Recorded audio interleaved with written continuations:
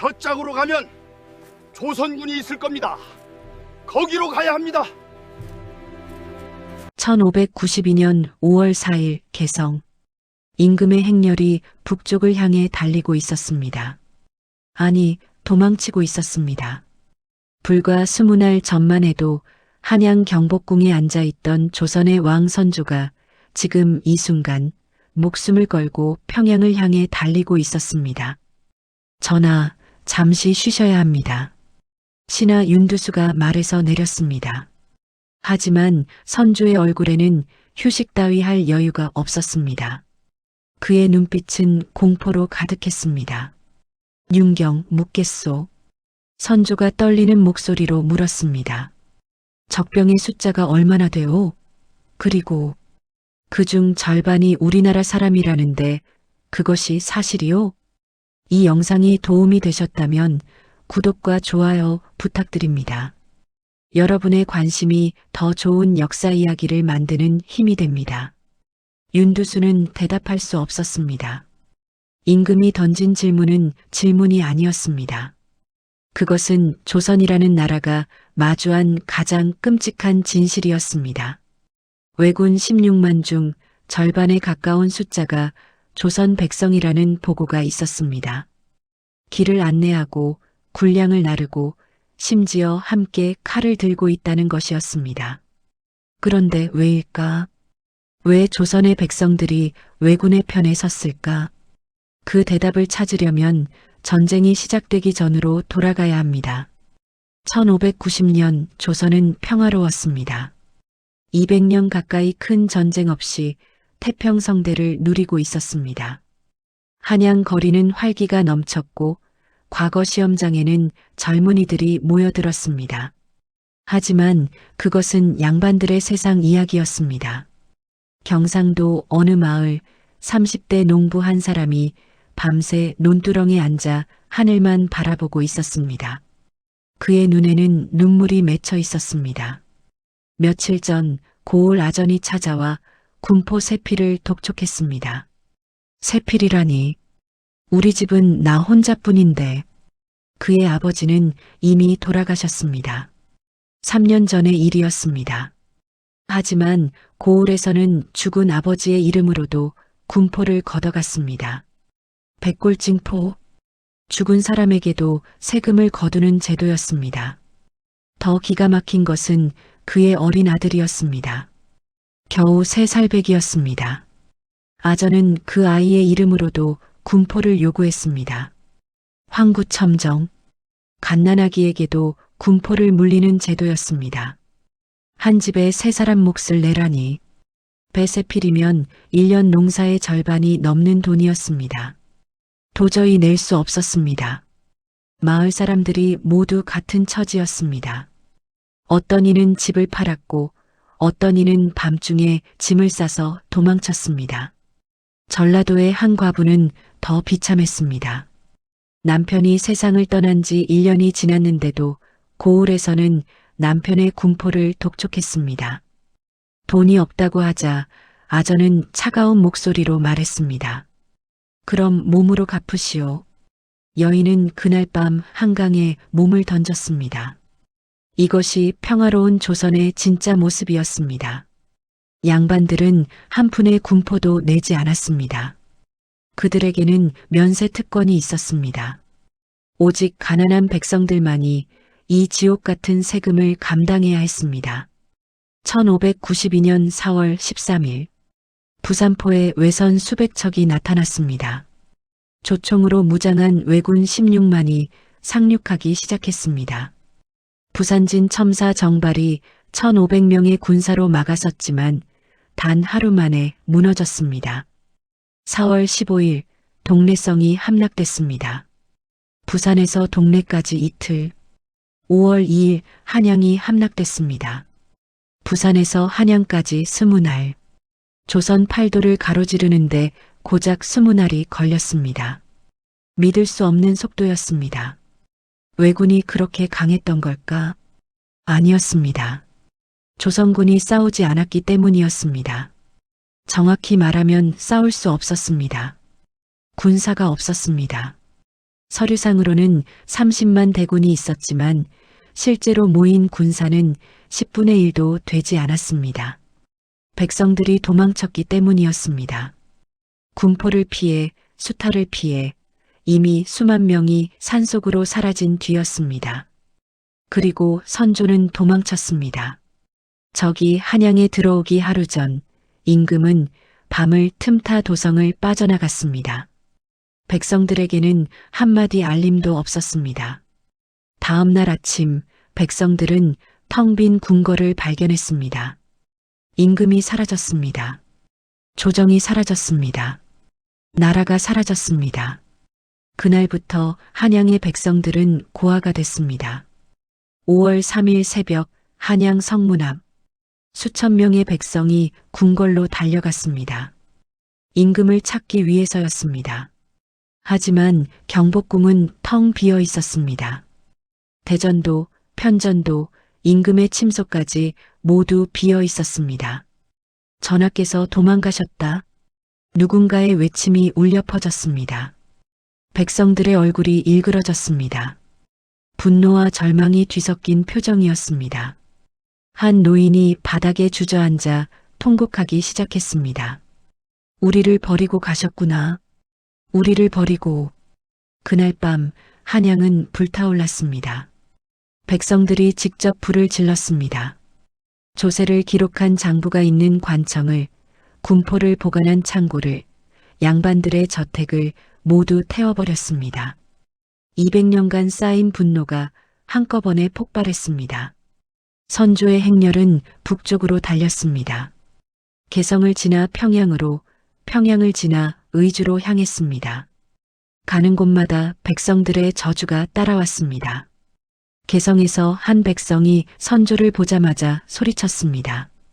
상감께서는 그동안 민생은 뒷전이고 후궁들배 불리기에만 열중하시더니 이제 와서 우리를 지켜달라 하십니까? 다른 마을에서는 돌이 날아왔습니다. 임금의 가마를 향해 던진 돌이었습니다. 호위 군사들이 막아섰지만 백성들의 분노를 막을 수는 없었습니다. 너 같은 것도 임금이냐? 선조는 그 말을 듣고 가마 안에서 몸을 떨었습니다. 두려움 때문만은 아니었습니다. 부끄러움도 있었습니다. 하지만 멈출 수 없었습니다. 왜군이 뒤쫓아오고 있었습니다. 한양에서 버려진 백성들은 홀로 적을 맞이해야 했습니다. 5월 3일 오후 왜군 선봉대가 남대문에 도착했습니다. 성문은 활짝 열려 있었습니다. 지킬 군사가 없었기 때문이었습니다. 왜군 장수 고니시 유키나가가 말에서 내려 성문을 바라봤습니다. 그는 믿을 수 없다는 표정이었습니다. 조선의 수도가 이렇게 쉽게 손에 들어올 줄은 몰랐습니다. 성 안으로 들어간 왜군들은 놀랐습니다. 곳곳에서 불길이 치솟고 있었지만 저항하는 군사는 한 명도 없었습니다. 대신 거리에는 백성들이 가득했습니다. 두려움에 떨고 있는 백성들이었습니다. 고니시는 즉시 명령을 내렸습니다. 백성들을 해치지 마라. 우리는 조선을 정복하러 온 것이 아니라 명나라로 가는 길을 빌리러 왔다. 물론 거짓말이었습니다. 하지만 그 순간 많은 백성이 안도의 한숨을 쉬었습니다. 적어도 당장 죽지는 않을 것 같았습니다. 며칠 후 왜군은 백성들에게 제안을 했습니다. 우리를 도와라. 길을 안내하고 군량을 날라주면 목숨을 살려주겠다. 양반들처럼 너희를 착취하지 않겠다. 경상도의 한 농부가 처음으로 손을 들었습니다. 그는 군포에 시달리다 가족을 잃은 사람이었습니다. 그의 눈에는 더 이상 조선에 대한 충성심이 남아있지 않았습니다. 저는 북쪽 길을 잘 압니다. 그렇게 첫 번째 협력자가 생겼습니다. 그리고 곧 두 번째, 세 번째가 나타났습니다. 처음에는 한두 명이었지만 점점 늘어났습니다. 충청도의 한 마을에서는 마을 전체가 왜군에게 군량미를 제공했습니다. 이유는 간단했습니다. 조선 관군이 와도 빼앗아가고 왜군이 와도 빼앗아갔습니다. 그렇다면 차라리 왜군에게 주고 목숨을 부지하는 게 나았습니다. 전라도에서는 더 충격적인 일이 벌어졌습니다. 일부 백성이 직접 왜군과 함께 싸우기 시작한 것입니다. 조선의 성을 공격하는 왜군 부대에 조선 백성이 섞여 있었습니다. 이 소식이 평양으로 피난간 선조에게 전해졌습니다. 그때 선조가 윤두수에게 물었던 것입니다. 적병의 절반이 우리 백성이라는데 사실이요? 윤두수는 고개를 끄덕일 수밖에 없었습니다. 과장된 숫자일 수도 있었지만 적지 않은 백성이 왜군에 협력하고 있다는 것은 분명한 사실이었습니다. 선조는 그날 밤 잠을 이루지 못했습니다. 그의 머릿속에는 한 가지 생각만 맴돌았습니다. 내가 무엇을 잘못한 것인가? 하지만 그는 끝내 답을 찾지 못했습니다. 아니, 찾으려 하지 않았는지도 모릅니다. 백성들이 왜 왜군의 편에 섰는지 그 이유를 정말로 몰랐던 걸까? 한양에서 남쪽으로 100리 떨어진 곳 한 농부가 왜군 부대를 안내하며 걷고 있었습니다. 그의 등에는 어린 딸이 엎여 있었습니다. 굶주림에 지쳐 의식을 잃은 아이였습니다. 왜군 장수가 물었습니다. 왜 우리를 돕는가? 농부는 대답했습니다. 저 아이를 살리기 위해서입니다. 조선은 저 아이를 죽였지만 당신들은 밥을 주었습니다. 그것이 전부였습니다. 충성도, 나라도, 임금도 아니었습니다. 그저 굶어 죽어가는 딸을 살리기 위한 아비의 선택이었습니다. 그리고 그런 사람이 수만 명이었습니다. 전쟁이 시작되고 석 달째 조선 팔도는 왜군의 손에 넘어갔습니다. 하지만 이상한 일이 벌어졌습니다. 왜군의 진격 속도가 점점 빨라진 것입니다. 처음에는 하루에 10리를 가던 것이 20리, 30리로 늘어났습니다. 이유가 있었습니다. 길을 안내하는 조선 백성이 늘어났기 때문이었습니다. 산길의 지름길을, 강을 건너는 여울목을, 식수를 구할 수 있는 샘터를 모두 알려줬습니다. 경상도 어느 마을 50대 농부가 왜군 앞에 나타났습니다. 그의 손에는 지도가 들려 있었습니다. 직접 그린 지도였습니다. 이 길로 가면 사흘이면 충청도에 닿습니다. 관군이 지키는 성을 피해갈 수 있습니다. 왜군 장수는 기뻐했습니다. 그리고 약속했습니다. 좋다. 내 마을은 건드리지 않겠다. 그 약속은 지켜졌습니다. 왜군이 그 마을을 지나갈 때 한 명도 해치지 않았습니다. 오히려 쌀 한 가마를 두고 갔습니다. 마을 사람들은 울면서 그 쌀을 받았습니다. 이런 일이 전국에서 벌어졌습니다. 왜군은 협력하는 마을은 살려주고 저항하는 마을은 불태웠습니다. 백성들은 선택을 해야 했습니다. 충성을 지키며 죽을 것인가, 목숨을 살리기 위해 적에게 협력할 것인가. 대부분은 후자를 택했습니다. 충청도의 한 양반이 기록을 남겼습니다. 왜적이 우리 고을을 지나갔다. 놀라운 것은 백성들이 왜적을 두려워하지 않는다는 것이다. 오히려 관군을 더 무서워한다. 관군은 군량을 빼앗아 가지만 왜적은 돈을 주고 사간다고 한다. 이것이 현실이었습니다. 조선 관군은 백성들에게 약탈을 했지만 왜군은 거래를 제한했습니다. 물론 왜군도 폭력을 휘둘렀지만 적어도 협력하는 사람에게는 대가를 지불했습니다. 전라도에서는 더 충격적인 일이 일어났습니다. 한 고을의 백성 200명이 집단으로 왜군에 가담한 것입니다. 그들은 왜군 복장을 하고 조총을 들었습니다.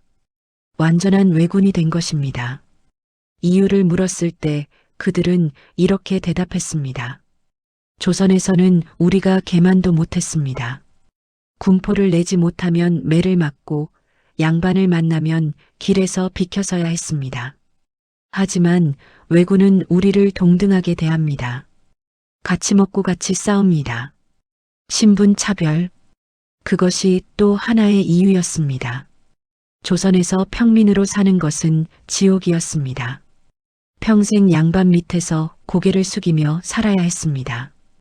아무리 능력이 있어도 과거 시험조차 볼 수 없었습니다. 전쟁이 시작되자 조정에서 급하게 제도를 만들었습니다. 공사천무과와 참근무과, 천민도 무과에 응시할 수 있게 하고 적의 목을 베면 신분을 올려주겠다는 제도였습니다. 하지만 백성들은 믿지 않았습니다. 전쟁이 끝나면 어차피 다시 원래대로 돌아갈 것을 알고 있었습니다. 실제로 그랬습니다. 경상도의 한 백정이 왜군에게 갔습니다. 그는 도축 기술이 뛰어났습니다. 왜군은 그를 환영했습니다. 군량 담당 책임자로 임명했습니다. 조선에서는 상상도 할 수 없는 대우였습니다. 그는 밤마다 눈물을 흘렸습니다. 기쁨의 눈물이 아니었습니다. 자신이 태어난 나라를 배신하고 있다는 죄책감 때문이었습니다. 하지만 돌아갈 수 없었습니다.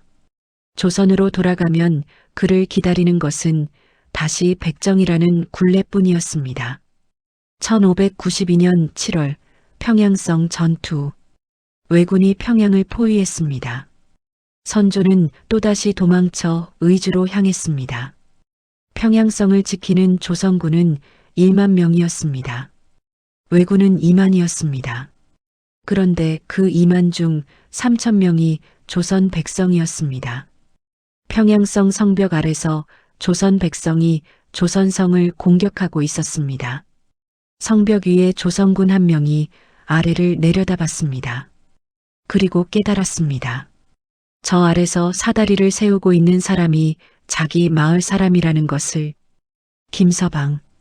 김서방이 아니십니까? 소리를 질렀지만 대답은 없었습니다. 아니, 대답 대신 화살이 날아왔습니다. 옛 이웃이 쏜 화살이었습니다. 조선군은 혼란에 빠졌습니다. 적과 싸우는 것도 힘든데 저 아래 있는 사람들이 같은 조선 백성이라는 사실이 그들을 더욱 괴롭게 만들었습니다. 평양성은 사흘 만에 함락됐습니다. 조선군의 사기가 완전히 무너졌기 때문이었습니다. 같은 시각 의주로 도망친 선조는 신하들과 회의를 하고 있었습니다. 주제는 명나라로 망명하는 것이었습니다. 차라리 요동으로 들어가 명나라 황제께 의탁하는 것이 낫지 않겠소? 선조의 말에 신하들은 경악했습니다. 나라를 완전히 포기하겠다는 뜻이었습니다. 류성룡이 반대했습니다. 전하, 아직 희망이 있습니다. 각지에서 의병이 일어나고 있습니다. 하지만 선조는 믿지 않았습니다. 백성들이 자신을 배신한 것처럼 느껴졌기 때문입니다. 그런데 정말로 희망은 있었습니다. 백성들 모두가 왜군 편에 선 것은 아니었습니다. 1592년 6월 경상도 의령. 붉은 옷을 입은 한 선비가 산 위에 깃발을 세웠습니다. 곽재우, 그는 관직도 없는 평범한 양반이었습니다. 하지만 이날 그는 의병장이 됐습니다. 나라가 우리를 버렸다 해도 이 땅은 우리 것입니다. 왜적을 몰아내야 합니다. 그의 외침에 백성들이 모여들기 시작했습니다. 처음에는 100명, 이틀 후에는 500명, 일주일 후에는 2,000명이 됐습니다. 이들은 왜군에 협력한 백성들과 달랐습니다. 고향을 지키기 위해, 가족을 지키기 위해 스스로 일어선 사람들이었습니다. 군포에 시달리고 수탈당했던 것은 마찬가지였지만 그들은 다른 선택을 했습니다. 충청도 옥천에서는 선비조원이 의병을 일으켰습니다. 그는 유생 10명과 함께 청주성을 탈환했습니다. 말도 안 되는 일이었습니다. 1,600명의 의병으로 왜군 5,000명이 지키는 성을 빼앗은 것입니다. 전라도에서는 김천일이 봉기했습니다. 그는 수군과 협력해 바닷길을 막았습니다. 왜군의 보급로를 끊어버린 것입니다. 의병의 소식이 전국으로 퍼졌습니다. 그리고 묘한 일이 벌어졌습니다. 왜군에 협력하던 일부 백성이 다시 돌아온 것입니다. 한 농부가 한밤중에 왜군 진영을 빠져나왔습니다. 그는 곧장 의병진으로 향했습니다. 곽재우가 물었습니다. 왜 돌아왔는가? 농부는 고개를 숙였습니다. 저는 살기 위해 그들을 도왔습니다. 하지만 어젯밤 꿈에 아버지가 나타나셨습니다. 아버지께서 오셨습니다. 차라리 굶어 죽을지언정 나라를 팔지는 말라고. 그는 울먹였습니다. 곽재우는 그의 어깨를 두드렸습니다. 늦지 않았소. 이제부터라도 함께 싸웁시다. 이렇게 돌아온 사람이 수백 명이었습니다. 하지만 여전히 수만 명은 왜군과 함께 있었습니다. 7월 금산 전투. 조원이 이끄는 의병 700명과 승병 500명이 왜군일만을 맞아 싸웠습니다. 승산이 없었습니다. 조원도 알고 있었습니다. 하지만 물러설 수 없었습니다. 이곳을 넘어가면 전라도가 위험했습니다. 전투는 처절했습니다. 의병들은 한 명도 물러서지 않았습니다. 해가 지고 밤이 깊어갔습니다. 새벽이 되자 의병은 모두 쓰러져 있었습니다. 700명 전원이 전사했습니다. 하지만 왜군도 3,000명의 피해를 입었습니다. 그리고 전라도 진격을 포기했습니다. 조원의 죽음은 전국에 알려졌습니다. 백성들은 통곡했습니다. 왜군에 협력하던 일부 백성도 눈물을 흘렸습니다. 부끄러움 때문이었습니다. 1593년 1월 평양성 탈환 전투. 명나라 군대 5만과 조선 광군 1만이 평양성을 공격했습니다. 성 안에는 왜군 1만 5천이 있었습니다. 그중 2,000명이 조선 백성이었습니다. 전투가 시작됐습니다. 명나라 대포가 성벽을 두들겼습니다. 성벽이 무너지기 시작했습니다. 그때였습니다. 성 안에 있던 조선 백성 일부가 성문을 열어버린 것입니다. 배신이었습니다. 왜군을 배신한 것입니다. 우리는 조선 사람입니다. 더 이상 왜적을 도울 수 없습니다. 그들은 왜군에게 칼을 돌렸습니다. 안팎에서 공격을 받은 왜군은 무너졌습니다. 평양성이 탈환됐습니다. 하지만 배신한 조선 백성들을 기다린 것은 환대가 아니었습니다. 조선군은 그들을 체포했습니다. 너희는 왜적에 협력한 역적이다. 변명은 통하지 않았습니다. 살기 위해서였다는 말도 다시 돌아왔다는 사실도 중요하지 않았습니다. 그들은 모두 처형됐습니다. 이 소식이 퍼지자 왜군과 함께 있던 백성들은 더 이상 돌아오지 않았습니다. 돌아가도 죽을 것이 뻔했기 때문입니다. 전쟁은 계속됐습니다. 1598년 마침내 왜군이 물러갔습니다. 7년간의 전쟁이 끝났습니다. 하지만 진짜 비극은 그때부터였습니다. 전쟁이 끝나자 조정은 왜군 협력자를 색출하기 시작했습니다. 수천 명이 잡혀왔습니다. 신문이 시작됐습니다. 왜 왜적을 도왔는가? 한 농부가 대답했습니다. 살기 위해서였습니다. 저에게는 먹여 살려야 할 가족이. 곤장이 내려왔습니다. 변명은 죄를 인정하는 것과 같았습니다. 어떤 이는 참수됐고 어떤 이는 유배됐습니다. 그들의 가족도 연좌제로 처벌받았습니다. 하지만 정작 백성들을 그 지경으로 몰아넣은 양반들은 아무도 처벌받지 않았습니다. 군포제도는 그대로였습니다. 황구첨정도 백골징포도 계속됐습니다. 1594년 1월 충청도 천안. 송유진이라는 역관 출신 서얼이 반란을 일으켰습니다. 2,000명의 백성이 그를 따랐습니다. 전쟁 중에도 우리를 착취하더니 전쟁이 끝나자 역적으로 몰아넣는구나. 더 이상 참을 수 없다. 그들은 관할을 습격하고 군량미를 빼앗았습니다. 한 달간 충청도를 휩쓸었습니다. 하지만 결국 진압됐습니다. 송유진과 주동자 133명이 처형됐습니다. 선조는 이 반란을 보고 의병장들까지 의심하기 시작했습니다. 김덕령, 최담령 같은 의병장들이 무고를 당했습니다. 혹독한 고문 끝에 그들은 옥사했습니다. 나라를 구한 의병장이 역적으로 죽는 나라. 그것이 조선이었습니다. 1599년 겨울 전쟁이 끝난 지 1년이 지났습니다. 한양 거리에는 다시 사람들이 모여들었습니다. 불탄 집들이 재건되고 있었습니다. 겉으로는 평화가 돌아온 것처럼 보였습니다. 하지만 백성들의 마음속에는 깊은 상처가 남아 있었습니다. 전쟁 중 류성룡은 개혁을 시도했습니다. 장미법을 만들어 부자들에게도 세금을 걷었습니다. 소고군을 조직해 양반들에게도 병역 의무를 부과했습니다. 서얼과 노비도 능력에 따라 등용했습니다. 백성들은 처음으로 희망을 품었습니다. 이제 세상이 달라지는구나. 하지만 그 희망은 오래가지 못했습니다. 전쟁이 끝나자 양반들이 반발했습니다. 전쟁이 끝났는데 왜 우리가 세금을 내야 하오?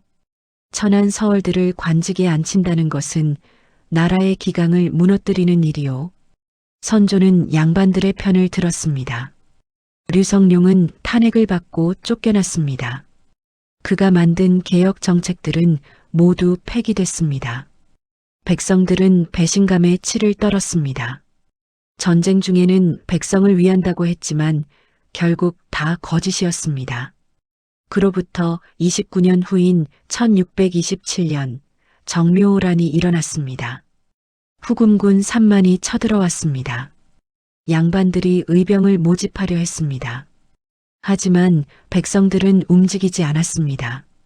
임진왜란 때처럼 또 우리만 죽으라는 것이요? 전쟁이 끝나면 또 역적으로 몰 것 아니오. 의병이 모이지 않았습니다. 인조는 강화도로 도망칠 수밖에 없었습니다. 10년 후인 1636년 병자호란이 일어났습니다. 이번에는 더 심각했습니다. 청나라 군대 12만이 쳐들어왔습니다. 또다시 의병 모집령이 내려졌습니다. 하지만 역시 백성들은 움직이지 않았습니다. 한 노인이 말했습니다. 임진왜란 때 우리가 목숨 걸고 싸웠소. 그런데 전쟁이 끝나니 우리를 어떻게 대했소? 이제는 속지 않겠소. 인조는 남한산성에 갇혔습니다. 47일간 포위됐습니다. 결국 굴욕적인 항복을 할 수밖에 없었습니다. 삼전도에서 청태종에게 3번 절하고 9번 머리를 조아렸습니다. 조선의 왕이 오랑캐 앞에 무릎을 꿇은 것입니다. 만약 백성들이 일어났다면 어땠을까? 임진왜란 때처럼 의병이 봉기했다면 달랐을까? 하지만 백성들은 움직이지 않았습니다. 임진왜란의 상처가 너무 깊었기 때문입니다. 여기서 우리는 교훈을 얻을 수 있습니다. 나라를 지키는 것은 군대가 아닙니다. 백성의 마음입니다. 백성이 지킬 가치가 있다고 느낄 때 나라는 지켜집니다. 하지만 백성을 버린 나라는 백성도 버립니다. 임진왜란 때 왜군에 협력한 백성들을 우리는 어떻게 기억해야 할까요? 그들을 역적이라고 비난할 수 있을까요? 군포에 시달리고 신분에 억눌리고 나라에게 버림받은 사람들을 가족을 살리기 위해 목숨을 부지하기 위해 어쩔 수 없이 그런 선택을 한 사람들을 물론 그들의 선택이 옳았다고 할 수는 없습니다. 하지만 그들을 그 선택으로 내몬 것은 누구였을까요? 황구첨정과 백골 증포를 만든 것은 누구였을까요? 양반에게는 면세 특혜를 주고 백성에게만 모든 짐을 지운 것은 누구였을까요? 전쟁이 났을 때 백성을 버리고 도망친 것은 누구였을까요? 임진왜란의 진짜 영웅은 의병입니다. 나라가 버렸지만 고향을 지킨 사람들입니다. 곽재우, 조헌, 김천일, 그리고 이름 없이 싸우다 죽은 수만 명의 백성들입니다. 그들이 있었기에 조선은 살아남았습니다. 왜군을 물리친 것은 명나라 군대가 아니었습니다. 이순신의 수군과 전국 각지의 의병이었습니다. 하지만 그 의병들도 전쟁이 끝나자 버림받았습니다. 개혁은 취소됐고 신분 제도는 그대로였고 수탈은 계속됐습니다. 그래서 30년 후 백성들은 나라를 지키지 않았습니다. 지킬 가치를 느끼지 못했기 때문입니다. 오늘날 우리는 무엇을 배워야 할까요? 진정한 국방은 무기가 아닙니다. 백성을 돌보는 것입니다. 국민이 행복한 나라, 국민이 존중받는 나라는 위기가 와도 무너지지 않습니다. 하지만 국민을 착취하고 버리는 나라는 아무리 강한 군대가 있어도 결국 무너집니다. 임진왜란이 우리에게 남긴 교훈입니다. 지도자는 백성을 지켜야 합니다. 그래야 백성도 나라를 지킵니다. 이것은 400년 전 조선의 이야기이지만 오늘날에도 유효한 진리입니다. 역사는 반복됩니다. 같은 실수를 되풀이하지 않으려면 과거를 기억해야 합니다. 임진왜란 때 왜군에 협력한 백성들, 그들은 역적이 아니었습니다. 그들은 희생자였습니다.